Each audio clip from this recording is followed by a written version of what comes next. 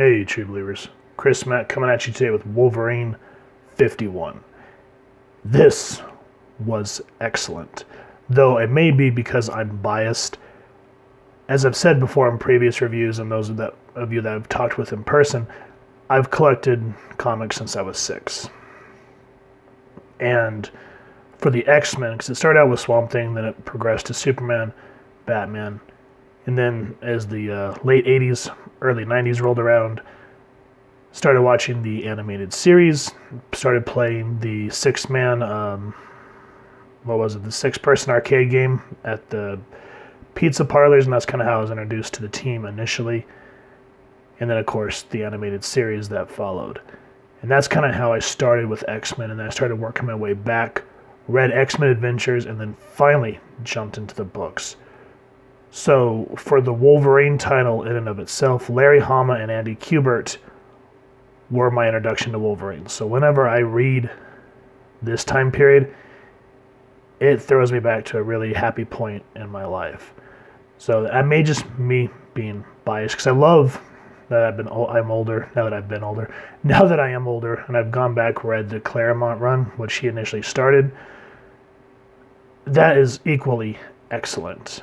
But I think what I liked when Kubert and Hama were on the book is they cranked it up to 11, as Spinal Tap would say, and it shows. And it's okay because you get some beautiful artwork, and because it's Larry Hama, you get an excellent story. So it's nothing like it's just full tilt violence or anything like that. You get eye candy, and you get a great story. This is called Heartbreak Hotel. The print date on this was February 1992. The creative team is Larry Hama, script, guest pencils, Andy Kubert, inks, Dan Green, lettering, Pat Brassow, coloring, Steve Buccoletto, and then Bob Harris was the editor, and editor-in-chief at this point was Tom DeFalco. Now, this arc that we're jumping into, which is called The Crunch Conundrum, yeah, I had to make sure I said that right, is on the heels of the Shiva scenario, where Wolverine butts up against a whole lot of ghosts from his past with the professor, the professor and Hines. And it took me a minute, I had to think Hines 57, I remember her name, and just a whole lot of ghosts from his past. And in doing so, a lot of his memories are unlocked, but they don't make sense to him. So what we're doing now, at the beginning of this book, is he's in the danger room training. All the safety protocols have been taken off. And I like the way how Forge describes what's going on. Now, as I read his dialogue, please pay attention, because I'm going to make a comparison here in a second.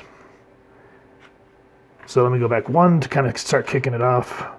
We set the danger room attack sequence at maximum threat for the full-scale solo combat mode. And we're not even monitoring very much of a heartbeat and respiration increase in Wolverine. He's maxing out the system while coasting in neutral, boss. We might as well be throwing daisies at him. You'll have to increase that personal threat program at the upper end of the spectrum. Oh, and what are the parameters, Xavier? This isn't night baseball. Now,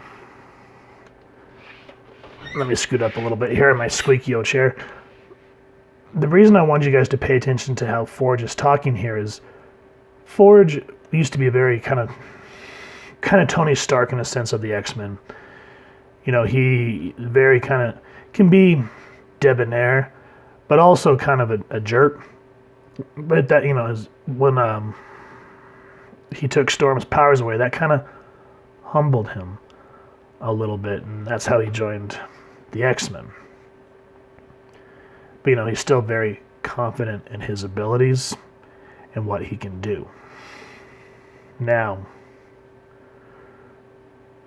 again, the reason I want to bring up this dialogue is you go back and you read the Dawn of X books. I know I was done after Way of X, but this hit me, and just bear with me for a second. I don't remember which one of the Dawn of X books it was, but it basically kind of went into Forge saying, I think might have been X Factor, but he's just like, yeah, we're going to make coffee, and it's going to be just like the super most awesomest coffee in the world. And that's what I mean by let's stop the cutesiness. If there's a character that was made to be cutesy, make your own book. That's why we had Gwenpool and all those other characters. I don't like when we go back and we see how to me this will always be kind of the attitudes of the X-Men. Not the, oh my god, that is just like the greatest coffee in just like all the world. No. So that's why I like to go back on these older books and show how the books used to be for more mature audience instead of it being just like coffee and rainbows and sparkles. Oh my god. No. Just no. Let's stop it. Now, again, I miss when Jubilee was on the team. I really do feel like, because as we went over, in 244, that her first appearance, she was Youngman, she was orphaned, and, she really stepped it up, was able to come back from hell with Wolverine and Madripoor, saving Psylocke from, what was that guy's name? Not Shingen, Mariko's family. I can't remember his name. He was the head of the Yakuza. But anyway, that's when they transferred her mind into that body of Quanon, and that's when that happened. But the three of them make it back from the brink of hell in that arc. So I feel like she really solidified her position on the team. That's why it kind of irked my Gurk a little bit when they sort of tossed her into Generation X. And it's been a while since I've read if she went willingly or if she was perturbed. I'm going to have to go back and read that. But it was just kind of like how when Xavier wanted to downgrade Kitty to the New Mutants, and she goes, Professor X is a jerk. It's sort of like, if your team members have really proved themselves, then why? Kitty, I can kind of understand because when Xavier thought they were dead and they were at the hands, I think, of the Brood, I can kind of see how he thought of the dangers. But Kitty and, Rogue and Jubilee, who are all kind of the adopted daughters of Wolverine, really stepped up their game. If you're not sure what I'm talking about, when Kitty joined the team, she really latched on to Wolverine. Wolverine raised her, and we'll eventually go over the miniseries that Claremont did for that, which was excellent. And then Rogue came in from the Brotherhood of Evil Mutants, and they eventually found an understanding, and Rogue looked up to him immensely. And then the same thing happened when Jubilee came into the picture. And that's what I've always liked about Logan, is he's gruff, he can be mean, but deep down he cares. And that's always been one of my favorite things about Wolverine. Anyway, the battle continues. I don't want to spoil everything, but I did like this scene because he's like, can you up the level? These robots you're throwing at me are not doing anything. So like, okay, we're going to do a VR. And I like how Logan says, don't like the feel of the helmet. Reminds me of something else I can't remember. And then he kind of stops, has a moment of clarity. There was a bear. And then Hama really gets into the Wolverine lore. He goes, your opponents are Shingen and Ogun. And so the pixelation here, this looks like old school Nintendo. But it gets intense. And I like how he even says here, so this may show my age, but let me know if anybody else gets this reference down in the comments. It goes, suspension of disbelief is cumulative in virtual reality. Is that so? These refugees from a Dire Straits video got to go a long way to convince me. So I don't want to give it away, but for those of you that know what I'm talking about, sound off down in the comments, because that made me laugh, because that was one of my favorite songs growing up. Anyway, battle continues in this VR world. And the reason that they're doing this is, again, they want to see how Wolverine has changed after some of his memories being unshackled. That's why they're pushing the envelope, pushing, because they want to see what Logan is going to do. And there's a really poignant moment that they come across, but I don't want to give it away. And then you get that battle cry, and I was like, why is he howling?